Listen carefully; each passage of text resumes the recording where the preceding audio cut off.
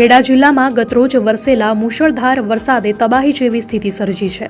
રવિવારે આખો દિવસ પડેલા ભારે વરસાદ બાદ વરસાદે વિરામ લીધો હોવા છતાં 24 કલાક વીત્યા પછી પણ મૌધા નગરમાંથી પાણી ઓસરવાનું નામ નથી લઈ રહ્યા।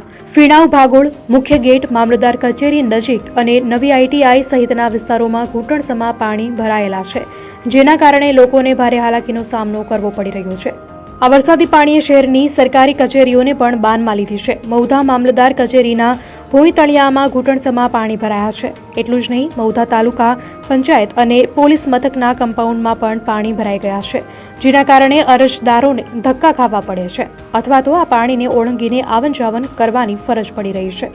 ટુ વ્હીલર ચાલકો અને પગપાળા આવતા લોકોને ભારે મુશ્કેલી વેઠવી પડી રહી છે। આ પાણી ભરાવાને કારણે સરકારી રેકર્ડને કોઈ નુકસાન થયું છે કે કેમ તે પણ તપાસનો વિષય બન્યો છે।